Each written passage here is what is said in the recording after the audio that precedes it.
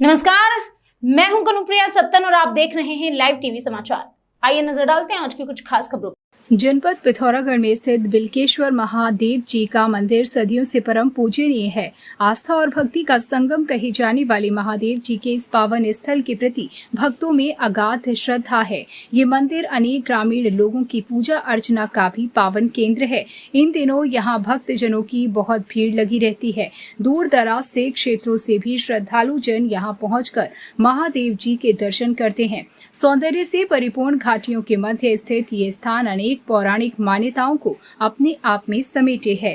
पिथौरागढ़ जनपद में शेराघाट व बेरी नाग के मध्य बांसपटान पुल के करीब महादेव जी के इस मंदिर की महिमा बताते हुए यहाँ के आस्थावान भक्त मोहन सिंह बिष्ट बताते हैं।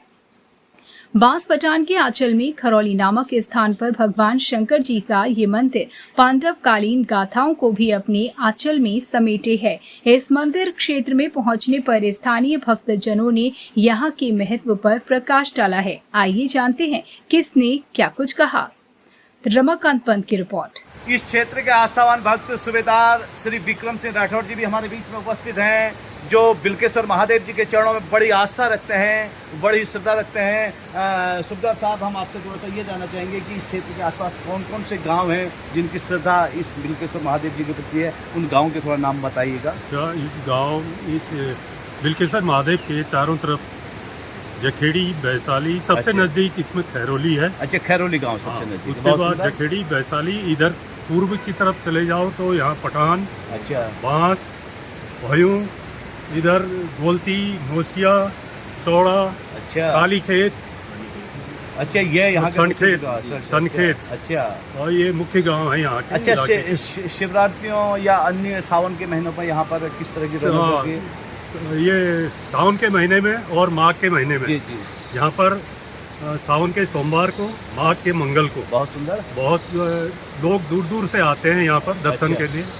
और इसी कुंड से नीचे इधर व्यवस्था कर रखी है। अच्छा, यहाँ अच्छा, स्नान वगैरह की व्यवस्था कर रखी है यहाँ। अच्छा, बहुत सुंदर, बहुत सुंदर। यहाँ पर स्नान करके शिव जी को जल चढ़ा। अच्छा, जल चढ़ाने की परंपरा है कि जो ये सरयू का जल है और माँ भद्रकालिका का जल है, इस जल को शिव जी पे चढ़ाने की यहाँ पर परंपरा है। उससे पहले यहाँ पर स्नान किया जाता है और बड़े शुद्ध और निर्मल भाव से भगवान शंकर को जल अर्पित किया जाता है। बहुत बहुत धन्यवाद।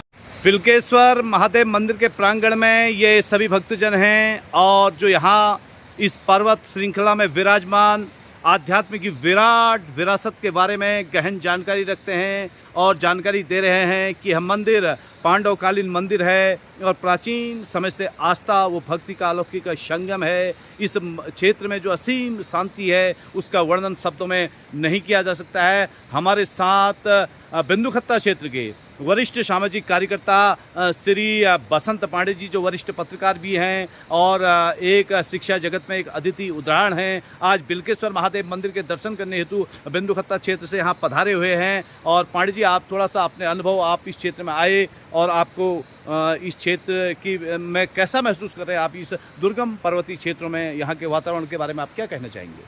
यहाँ बहुत सुंदर वातावरण, शांत और बिल्कुल ध्यान आदि के लिए बहुत बढ़िया क्षेत्र है और रोमांचक क्षेत्र है। जैसे कि पांडवों के बारे में जो जानकारी मिली हमें, तो इसके बारे में जानकारी नहीं थी।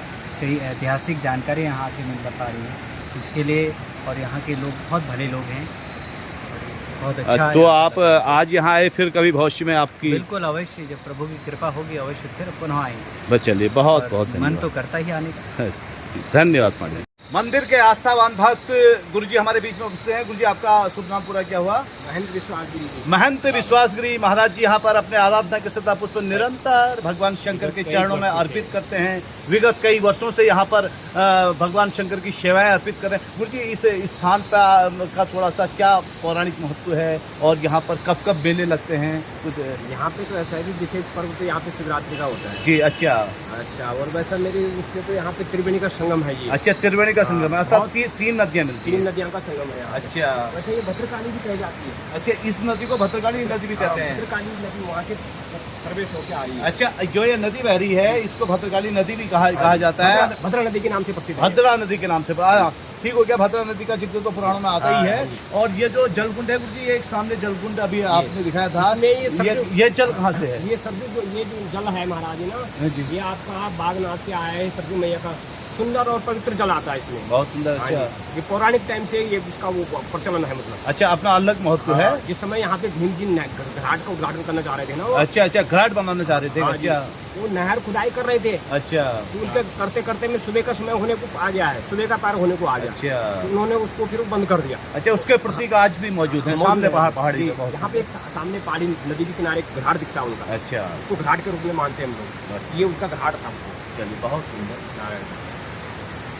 हमारे बीच नमस्कार, मैं रमाकांत पंत। इस समय हम मौजूद हैं बिलकेश्वर महादेव मंदिर में। हिमालय की गोद में स्थित बिलकेश्वर महादेव जी का यह आंचल युगांतर से भगवान शिव का एक पावन स्थल है।